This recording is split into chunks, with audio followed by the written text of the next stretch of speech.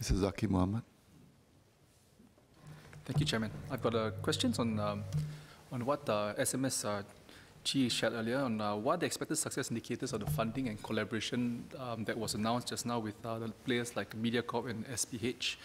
In the Ministry's view, how are they performing compared to alternative influences for readers and viewers, such as Toggle versus YouTube, Netflix, mainstream news apps versus other alternatives, or TV content providers versus cable operators?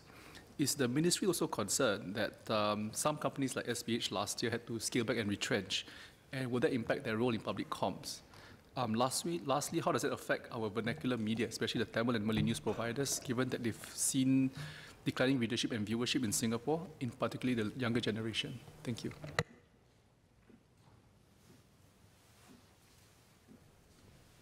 Mr. Chairman, I thank Mr. Zaqy Mohamad for his clarifications.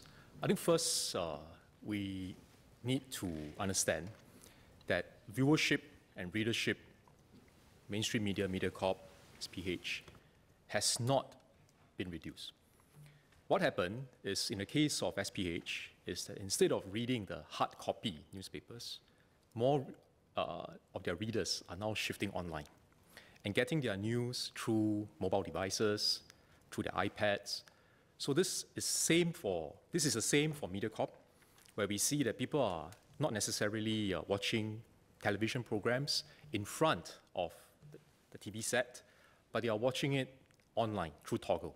I think yesterday Mr. Vikram Nair said that's his viewing behavior as well. He will view it on Toggle. And Toggle has an advantage in the sense that you can do catch-up.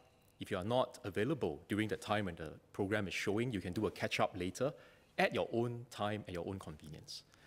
So the challenge that our mainstream media companies are faced with right now is that even though the overall readership, viewership numbers are there, we need to find a more effective way of monetizing this online.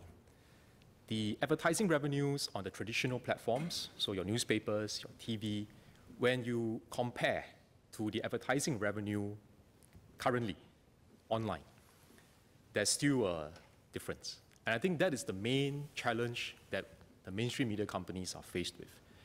Yesterday, Mr. Ganesh Rajaram spoke about New York Times, and he gave a very good example of how they managed to increase their online subscriptions. And they do this not just by targeting local readers, it's a global readership base. So similarly for us, I think we have to think, how do we find effective ways of monetizing our online reach? And both SPH and MediaCorp are looking into this, using data analytics, using more targeted communications and marketing. And this is still work in progress. The other points that Mr. Zaqy mentioned, I think these are all part and parcel of the challenge that we face in a modern media environment.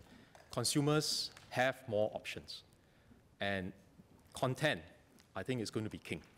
So to compete, we need to make sure that we have good quality content, whether it is good quality news reports, opinion pieces, documentaries, good quality entertainment. So good quality local content, which is difficult for overseas players to replicate, and where we can then have an emotional resonance and connection with the Singaporean audience. Thank you.